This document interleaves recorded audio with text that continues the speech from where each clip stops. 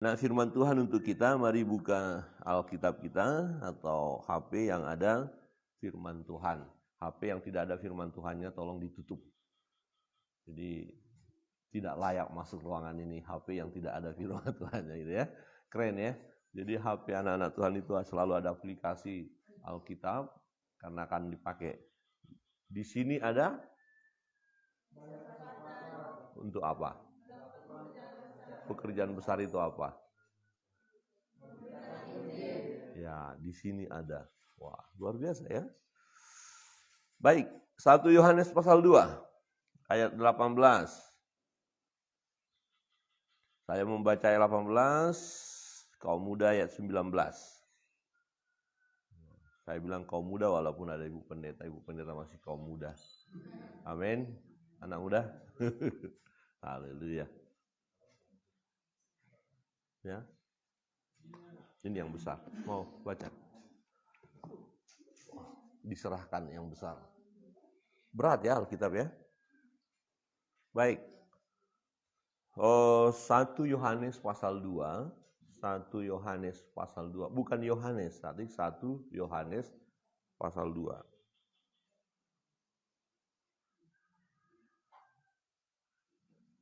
Di ayat 18. Pemuda ayat 19 dan seterusnya ya, satu perikop ini. Anak-anakku, waktu ini adalah waktu yang terakhir. Dan seperti yang telah kamu dengar, seorang antikristus akan datang. Sekarang telah bangkit banyak antikristus, itulah tandanya bahwa waktu ini benar-benar adalah waktu yang terakhir.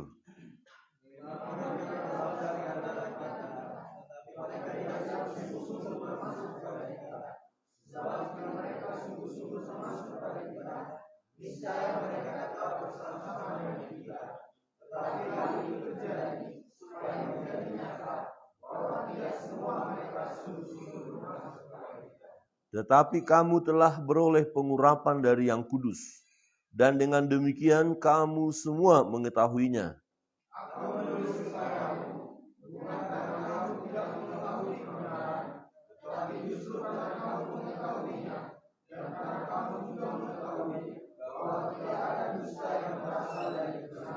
Siapakah pendusta itu? Bukankah dia yang menyangkal bahwa Yesus adalah Kristus? Dia itu adalah antikristus, yaitu dia yang menyangkal baik bapa maupun anak.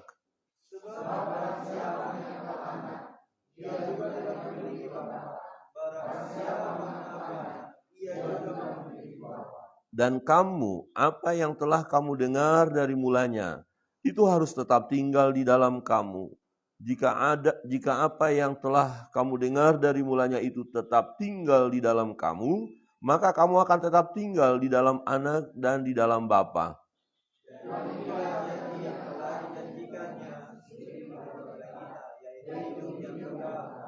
Semua itu kutulis kepadamu, yaitu mengenai orang-orang yang berusaha menyesatkan kamu.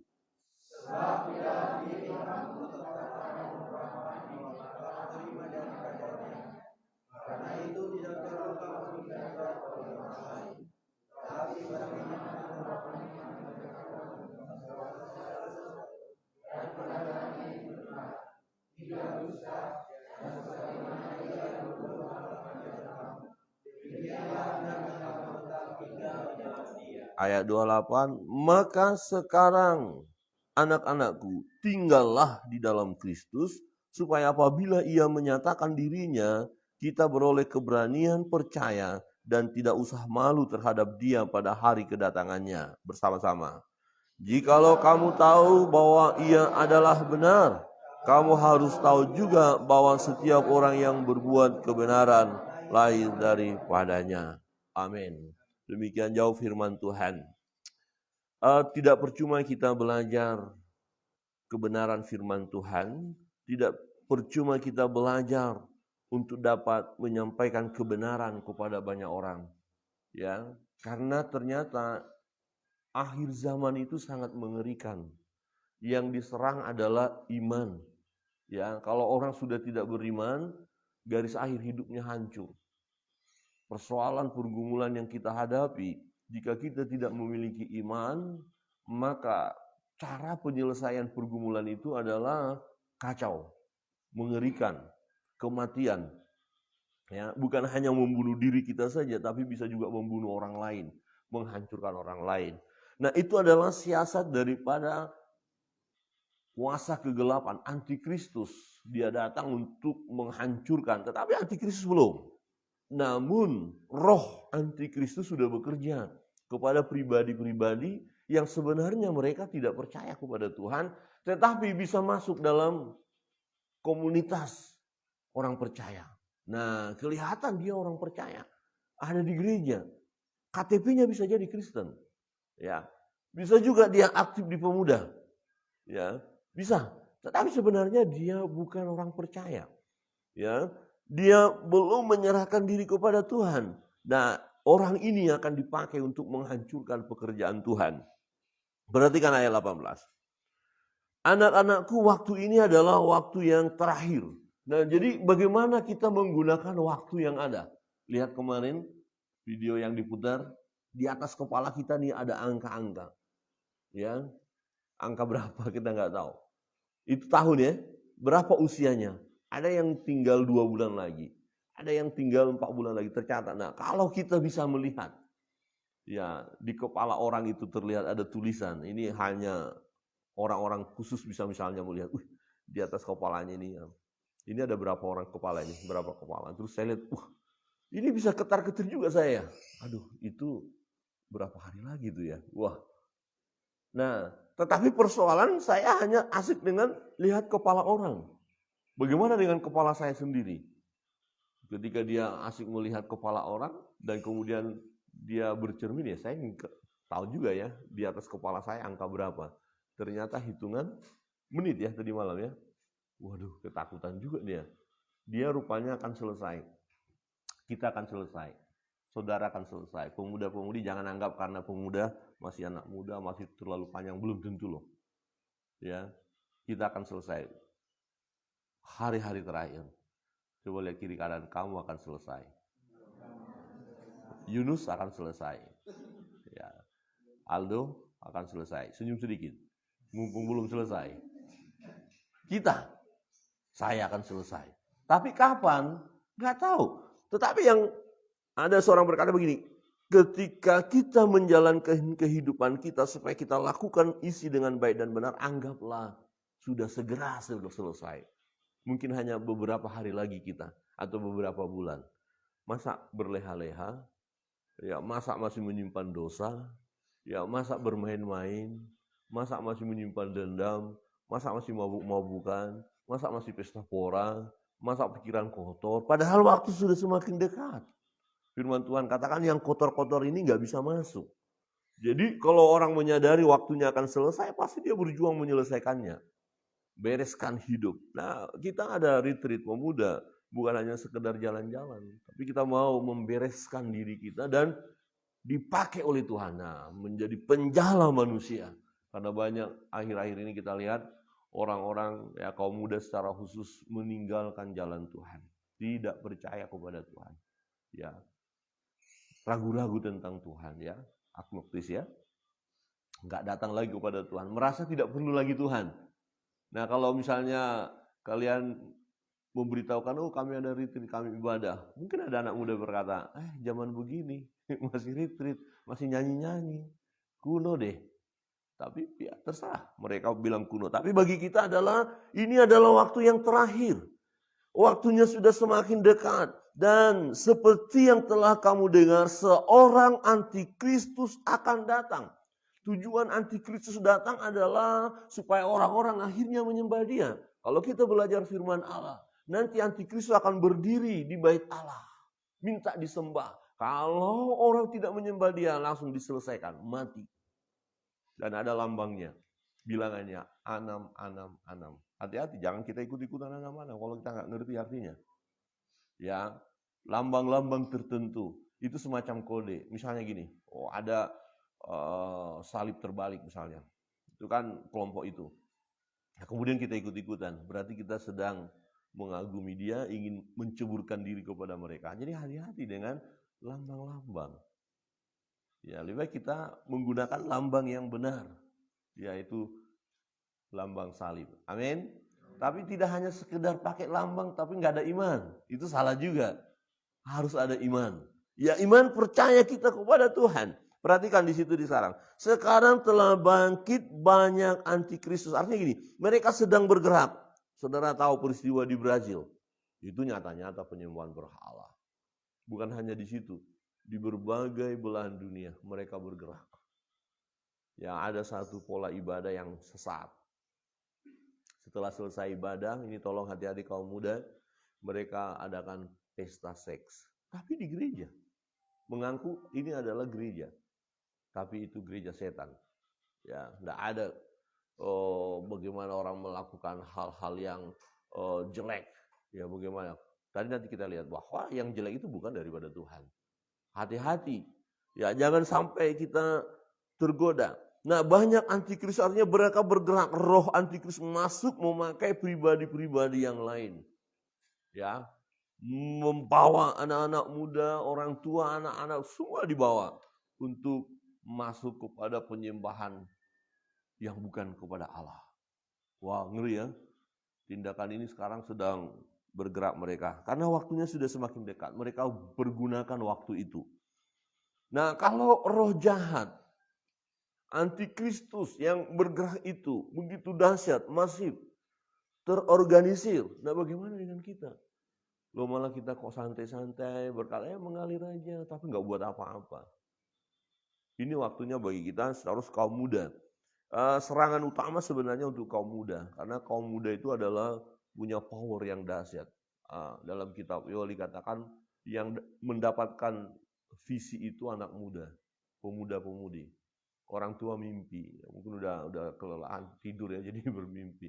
Yang dapat penglihatan itu, visi itu, anak-anak muda. Jadi kalau anak-anak mudanya udah low, ya udah selesai. Tapi kalau anak-anak mudanya bersemangat, dahsyat. Ya, dahsyat. Dan kita sebagai anak muda ya harus semangat. Amin. Coba lihat kiri kanan, semangat. Anak muda, semangat, jangan loyo. Masa kita kalah dengan gerakan mereka yang antikristus itu? Nah, itulah tandanya bahwa waktu ini benar-benar adalah waktu yang terakhir. Jadi kalau saudara lihat mulai bergerak mereka. Nah, ada dari Korea juga pengajaran dan pendetanya mengaku bahwa dia adalah Mesias. Wah, kacau kan? Dan disembah. Macam-macam aneh-aneh. Dan anehnya yang lebih aneh ada pengikutnya. Sudah nggak karu-karuan, ya terus ada yang ngikutin lagi. Berarti otaknya dicuci ya. Nah, memang secara kalau kita belajar tentang spiritual itu memang masalah itu. Jadi kalau otak kita udah dicuci dengan ajaran-ajaran yang kacau, ya kita jadi kacau. Nah, daripada dicuci dengan ajaran yang kacau, mending dicuci dengan ajaran yang benar. Amin. Masukkan kebenaran ke dalamnya, maka ketidakbenaran akan keluar. Kalau saudara memikirkan yang tidak benar, lihat. Terus tidak benar, yang keluar juga tidak benar. Akhirnya kacau balau. Ya, perbuatan kita kacau, tindakan kita, perkataan kita kacau. Dikuasai oleh antikristus. Ya, siapa itu antikristus? Katakan, yang menyangkal Yesus, yang tidak percaya kepada Yesus. Ya, itu antikristus. Perhatikan, siapa mereka yang dipakai oleh antikristus ini? Ya, roh antikristus masuk kepada mereka. Ayat ke-19. Ya. Memang mereka berasal dari antara kita. Jadi ada di komunitas orang percaya, di komunitas loh ya. Karena misalnya lihat ini antara ilalang dan gandum, kita bisa dibedakan. Kita pikir itu gandum, tahu-tahu ilalang. Ah, itu dunia sekarang.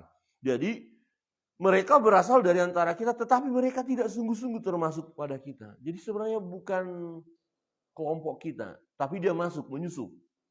Ya kan? Nah, tidak sungguh-sungguh termasuk pada kita, sebab jika mereka, perhatikan itu, jika mereka sungguh-sungguh termasuk pada kita, niscaya mereka tetap bersama-sama dengan kita. Saudara ada pernah mendengar kesaksian, saya sekarang sudah tidak jadi orang Kristen lagi. Karena saya menemukan kebenaran yang baru. Dia keluar. Ada yang dulu rajin ibadah. pimpin pujian, melayani Tuhan, ya, ikut retreat juga, ya. Belajar juga akan kebenaran, tapi pada akhirnya dia tinggalkan Yesus. Nah, itu maksudnya, tadinya bersama kita. Nah, kalau mendengar itu, melihat itu, enggak usah kaget gitu loh. Itu memang akan terjadi, dan itu sudah terjadi. Dan itulah tandanya. Ya, antikristus bergerak, dan ada yang dicaploknya. Nah, sebenarnya mereka bukan bagian kita. Kalau dia adalah bagian kita, dia tidak akan mundur. Dia tidak akan murtad. Ya, dia tidak akan menyangkal Yesus. Dia tidak akan tinggalkan Yesus. Jadi mungkin saudara digoda oleh berbagai persoalan dalam hidup ini. Kemudian dipengaruhi supaya tinggalkan Yesus. Karena saudara, kaum muda, punya iman yang mantap. Saudara tidak akan tinggalkan Yesus. Amin. Amin. Ya, karena udah mantap. Wah, ada ditawarin pekerjaan yang bagus, tapi tinggalkan Yesus. Oh enggak, sorry. Ambil itu pekerjaanmu. Yang cowok-cowok, ada nona-nona yang cantik. Ya, tapi syaratnya Anda tinggalkan Yesus. Oh, cowok-cowok bilang, tidak. Yang cewek-cewek ada cowok ganteng. Kaya pula itu. Bawaannya itu ya Pajero. Ya. Oh, bukan Pajero, Pak. Mercy. Terserah itu, Mercy mau ambil. Ya, kalau ada yang cewek bilang ada cowok naik sepeda dayung pun, kalau dia anak Tuhan, saya lebih suka sama dia, kan gitu, keren ya. Amin. Haleluyanya cowok-cowok langsung. Katanya Pak Pendeta terima kasih ada peluang. Enak aja. Ingat cowok-cowok jangan pikir wanita itu matrik, enggak. Anak Tuhan enggak matrik. Amin. Cewek-cewek, nona-nona. Amin. Baru ku dengar ada suara Andi, biasanya dia. Ya, jangan dipengaruhi situasi, karena sedih ya. Ada meninggalkan iman karena hanya dikasih 9 bahan pokok. Dikasih Indomie, masa karena pop mie baru percaya, tinggalkan Yesus. Halo, ini pop mie. Ini ada rumah 2x3. 2x3 itu apa ya? 2x6. ada rumah 1x3. 1x3 ada kuburan, itu masih dikuburkan. Sedih ya. Tapi perhatikan firman. Jadi kalau mereka tinggalkan, sebenarnya mereka bukan sungguh-sungguh bagian kita. Nah, berarti kenapa kok Tuhan izinkan ada bersama-sama dengan kita? Perhatikan di ayat 2 tadi, ayat 19 tadi. Tetapi hal itu terjadi supaya menjadi nyata bahwa tidak semua mereka sungguh-sungguh termasuk pada kita. Ini yang disebut seleksi. Ya, yang tidak layak itu ya tereliminasi dia. Karena memang tidak layak. Jadi nggak bisa pura-pura. Pada akhirnya ketahuan ya mana domba, mana kambing.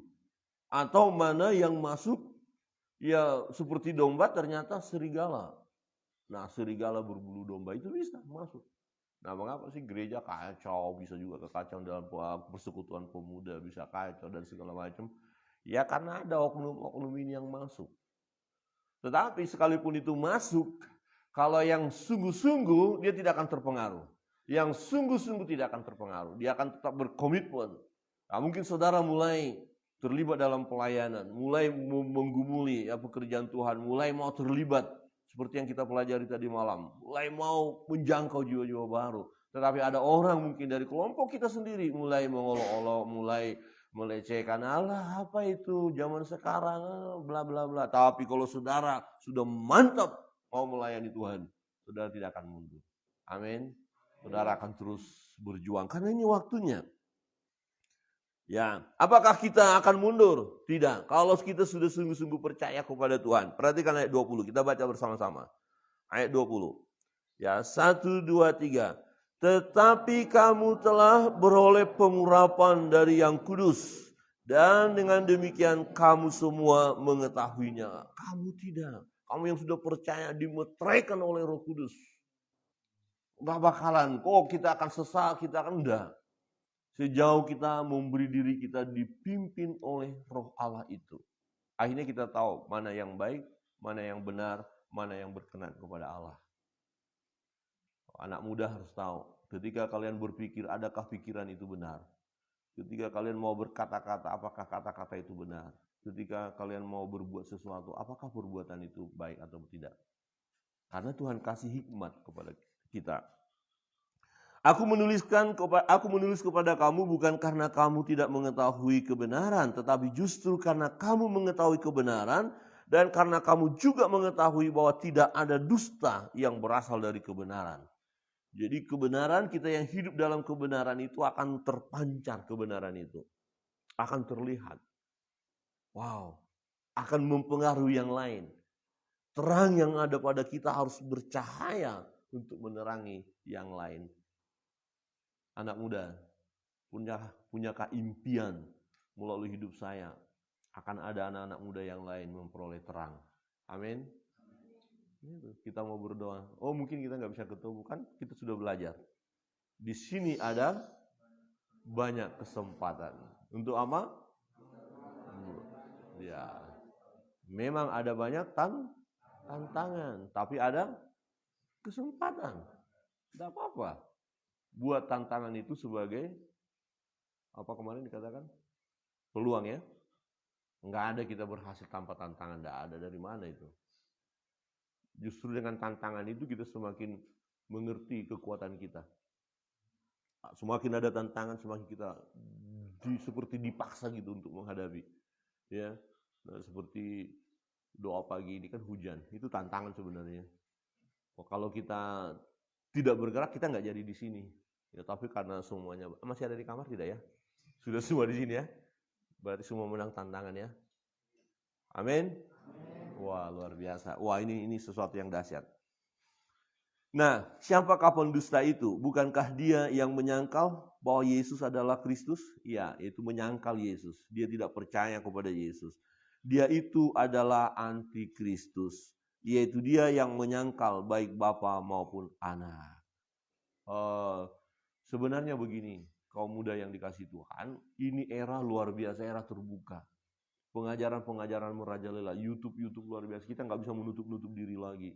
Jadi mereka sendiri mengajar, banyak yang mengajarkan, wah ini antara Allah Tritunggal aja dikacau balaukan, tidak percaya kepada Yesus, tidak percaya kepada Bapa, macam-macam. Nah, untuk itu bentengi diri kita, bentengi diri kalian sebagai pemuda dengan kebenaran. Pegang kebenaran, jangan goncang. Nah, ayat 24. Dan kamu, apa yang telah kamu dengar dari mulanya. Jadi imanmu, cinta mula-mulamu kepada Tuhan. Ya, jangan bergeser. Jangan gantikan kitab sucimu dengan kitab-kitab yang lain. Yang mungkin kitab-kitab itu jauh lebih mengenakkan. Ya, maka dikatakan akhir zaman. Orang-orang hanya mencari, ya, orang yang memberitakan sesuatu yang menyenangkan telinga. Mendengar, ya yang mengenakkan saja. Kalau tidak mau ditegur, tidak mau ditunjukin dosa, tidak mau. Hanya, oh bagus, kamu hebat, kamu luar biasa. Tapi tidak menegur dosa. Nah, itu akan menghancurkan. Ya. Nah, kita tidak seperti itu. Kita mau terus pegang kebenaran. Kamu apa yang telah kamu dengar dari mulanya, itu harus tetap tinggal di dalam kamu. Tetap tinggal di dalam kamu. Sekali berkata, aku percaya Yesus. Aku percaya kepada Allah Tritunggal. Selamanya percaya. Percaya kepada Allah Tritunggal. Harga mati. Amin. Coba lihat kiri kanan, katakan percaya Allah Tritunggal, harga mati. Harga mati. Memang taruhannya mati. Banyak orang-orang percaya, ya ketika mereka memegang iman itu banyak martir ya, banyak korban. Itu nggak masalah. Karena akhirnya walaupun secara fisik mati, tetapi akan memperoleh hidup yang kekal ya. Kita tetap hidup. Ya.